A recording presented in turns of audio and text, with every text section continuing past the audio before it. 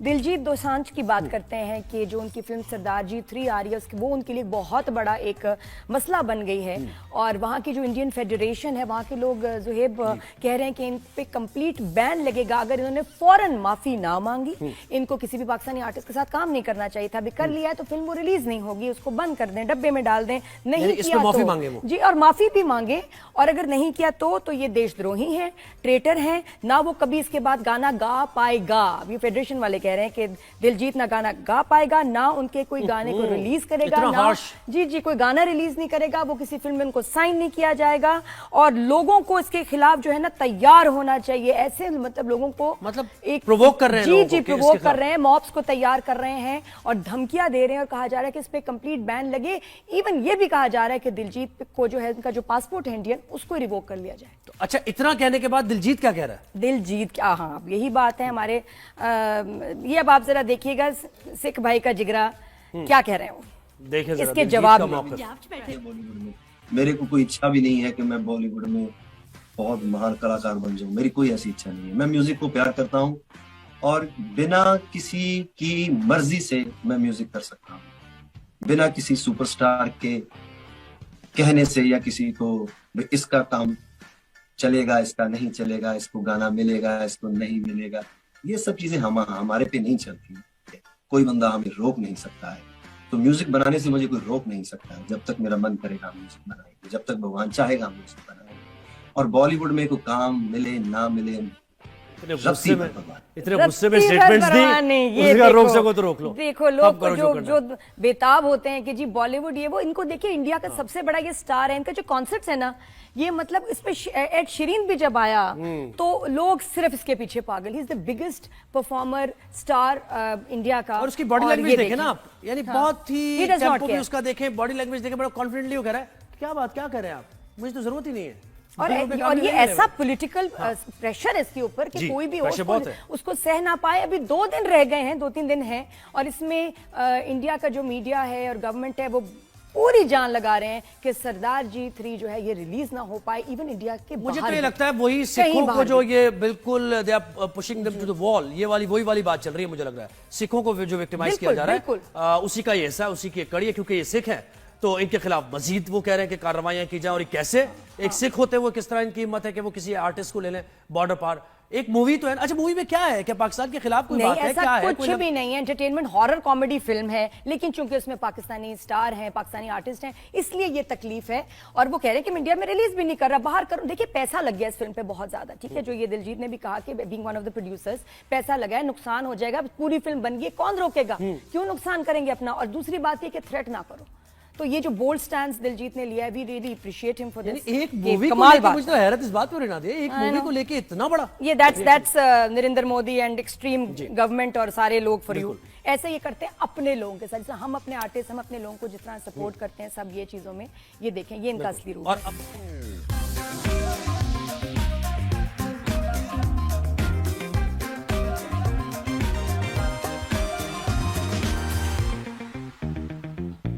ड्रामों में ये जरा बात करेंगे कि हमारे मैं तो देखें 90 से काम कर रही हूँ, उस वक्त का टाइम, स्क्रिप्ट, चीजें, बहुत सारे बोल्ड सब्जेक्ट्स पे बात होती थी, लेकिन इशारतन और जो दिखाया जाता था बहुत समझ के केयरफुली, ये नहीं दिखाना। और ड्रामे तब भी मजे के होते थे। अब कुछ अरसे से लोग भी परेशान है कि काफी बोल्ड डायलॉग्स, स्टोरीज, सिचुएशंस और एक्शंस का इस्तेमाल किया जा रहा है। कुछ तो ऐसे जुबानी जुमले हैं कि जो आपको शर्मिंदा भी कर देते हैं फैमिली के साथ। मतलब क्या हम अपने ड्रामे तो राइटर पे डिपेंड करता है ना कि बड़ी बड़ी कंट्रोवर्शियल बातें आप किस बेहतरीन अंदाज से बयान कर सकते हैं। अगर क्लमजी नहीं करेंगे तो ये जी अली अफजल साहब से हम इस पे बात करेंगे कि बड़ा जरूरी है कि वो बताएं कि ये ड्रामे लोग अब उनको हजम हो जाता है, ये चैनल्स की डिमांड है। तो ये राइटर हैं बड़े मशहूर, इनसे बात करते हैं। अली अफजल साहब, अस्सलाम वालेकुम, good morning. Good morning everyone. जी सॉरी टाइम कम है, वरना मैं बहुत सारी डिटेल पूछती, लेकिन बस coming straight to the point कि ये क्या हो रहा है, ये जो हम कुछ ड्रामों में हम देख रहे हैं, इतनी बोल्डनेस सीन्स में, जुमलों में, क्यों? एक्चुअली कंपटीशन एक तो चैनल्स का आपस में है, फिर सिर्फ चैनल का नहीं है, इंटरनेशनली भी डिजिटल मीडिया आ गया, नेटफ्लिक्स आ गया, तो उनको कम्पीट करने के लिए, डिफरेंट करने के चक्कर में सारे ही सेम चीजें कर रहे हैं।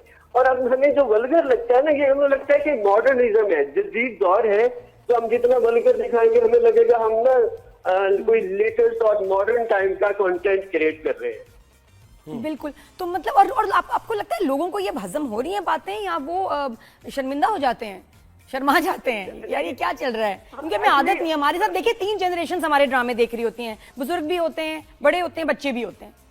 तो उन सबके साथ ये सीन जो मन मस्त में हम देख रहे हैं, ये कैसे देखें?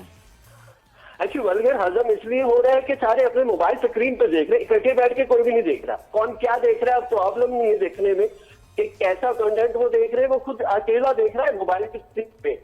आपके यूट्यूब के व्यूज ज्यादा आ रहे होते हैं, लेकिन आप जब किसी से डायरेक्टली बात करते हो तो हर कोई बड़े फसर से कहता है कि मैं तो ड्रामे देखता ही नहीं हूँ, मैं तो टीवी देखती ही नहीं हूँ, मेरे तो टाइम ही नहीं होता।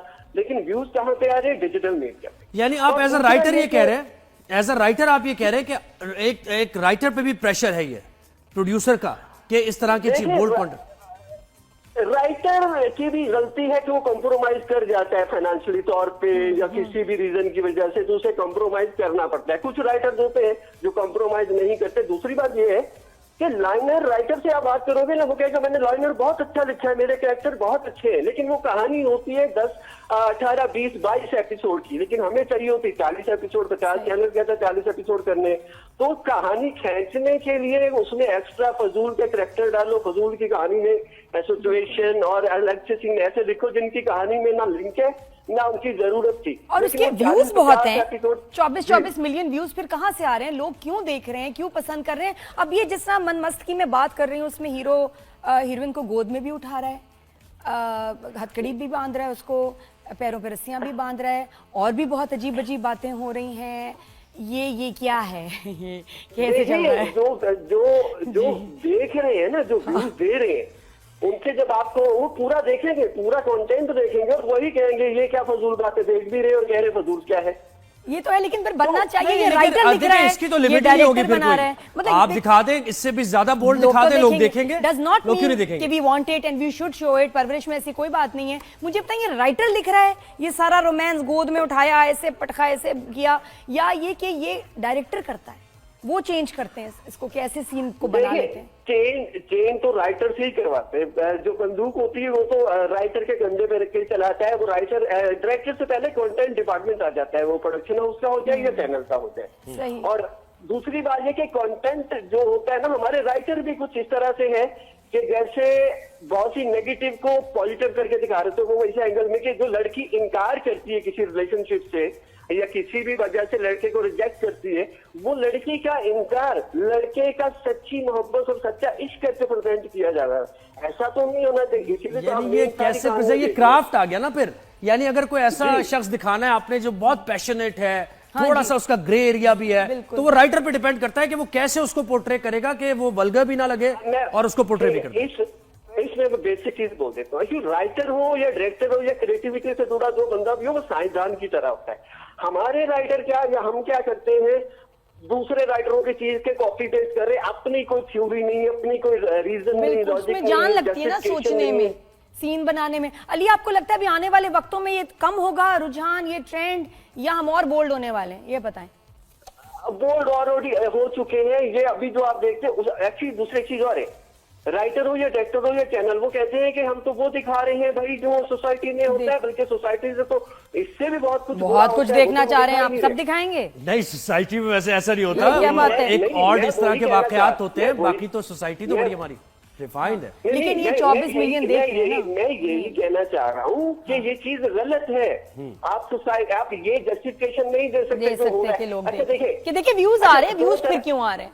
ये क्या बात? मैं बता दे दो। एक्चुअली स्क्रीन होती है दो तरह की, एक होती जो हो रहा है सोसाइटी में वो दिखा दो, या फिर जो होना चाहिए वो दिखा दो। हम ये दोनों काम नहीं कर रहे, हम तीसरा काम कर रहे हैं, जो नहीं दिखाना चाहिए वो दिखा रहे हैं। कितनी स्मार्ट बात की। और दोनों के एमालगमेशन हो, दोनों ही अगर आप दिखाना चाह रहे हैं तब भी एक बड़ा, यानी उसको कर सकते हैं आप दोनों को मर्ज अली, करके। आपकी बात दिल पे लगी है मेरी, बिल्कुल सही बात की आपने। तो ये आपकी लाइन, माजरत प्लीज, मैं पहले ही बता रही हूँ, मैं क्या ड्रामा में यूज करूंगी। अच्छा ठीक है, बड़े जबरदस्त बात की है। ओके।